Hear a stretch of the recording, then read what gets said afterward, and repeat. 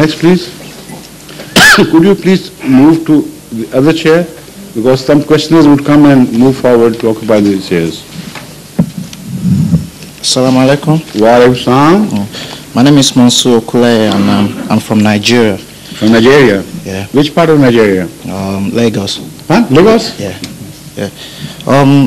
According to a verse in the Holy Quran, I'm not quite sure if this is the right verse, but I hope you'll be able to correct me. Translate it. We gave Jesus, son of Mary, and his mother refuge in a valley of blah blah blah. No cash.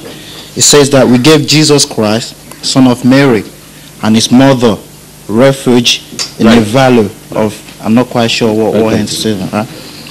So according to this, according to the promised Messiah, we all know where Prophet Isa was given refuge and where he died. In Kashmir. Yeah. So my question is, where did his mother, which was Mary, died, and where was she buried? And that's when I'm. Now, I'll answer this question. But before answering this question, I'll ask a small incidental question.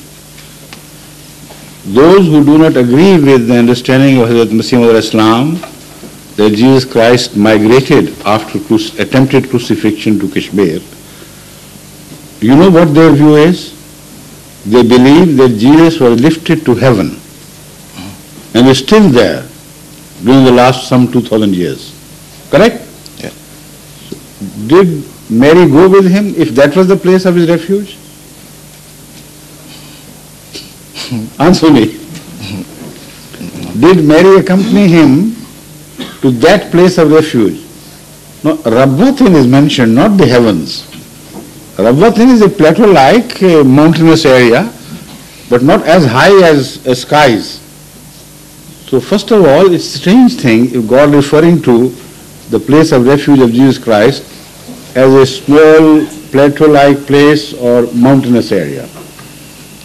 But instead of removing him there, he lifts him all the way to heaven and forgets the promise that he would also give refuge to his mother, Mary, at the same place. So whatever our explanation, their explanation does not hold water at all. It's untenable, unacceptable. Right? The second thing, I'll show you the pointing fingers from the Quran, from the Bible, which indicate that Jesus had to go to Kashmir. And his mother also went along. Now the second part of this question I'll handle first. Mary disappeared after crucifixion. Where did she go? If she remained there, why is there not a tomb of Mary where she is known to have been buried? I have asked this question from many a Christian priest, and none could answer me except one in America who said, yes, there is a tomb of Mary in Jerusalem. Fortunately for me, I had already read about that. And the story goes that in her memory a tomb is built, but she is not buried there. So as far as her person is concerned, it disappeared along with her son. So the safe conclusion one can draw from this is that both Mary and Jesus migrated from that area after the attempted murder through crucifixion. Right? Now why should he go to anywhere outside Judea, outside Palestine? This is the question.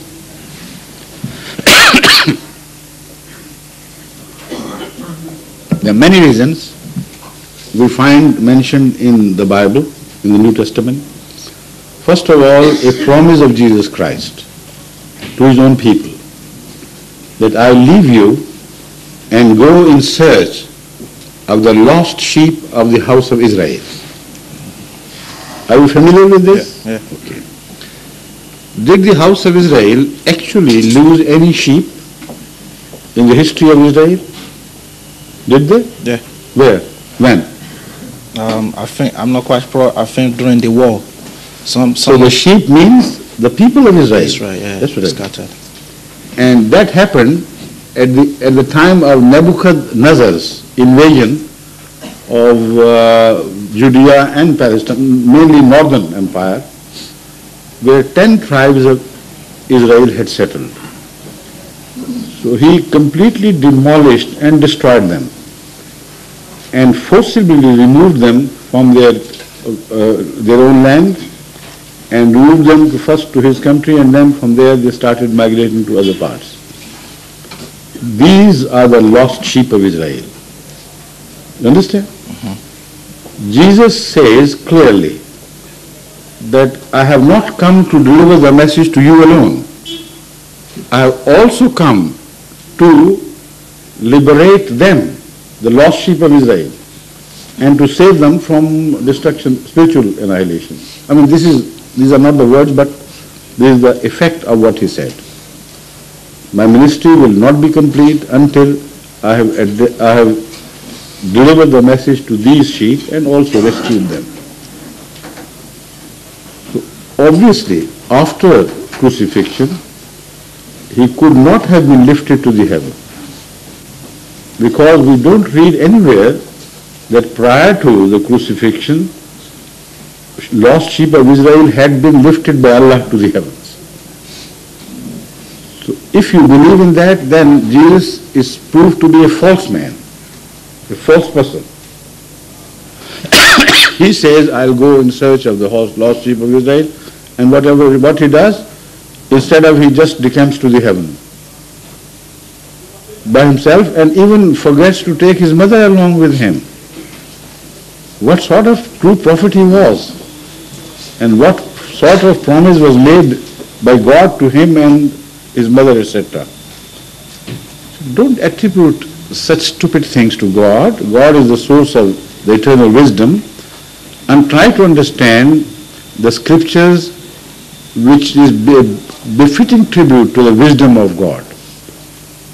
So now I'll explain to you very simply what we believe happened in accordance with these prophecies found in the scriptures, in the New Testament, as well as in the Holy Quran.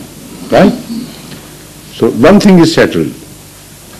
Sheep of Israel had moved on to some other foreign lands. You trace their departure from Judea to the other countries where they started moving on, and you discover a certain route whereby they first of all were carried to Babylon. From there they migrated to Syria, Iran. From Syria, Babylon was a much bigger country, including Syria, etc. From there they went to Afghanistan. From there they went to Kashmir and ultimately settled there. There's so many possible proofs we can offer as by way of evidence, but I'll just point out simply that if you study the people of Afghanistan and the people of Kashmir, their complexion, their style, their nomenclature, the names of their tribes, the names of their places, you'll be surprised to find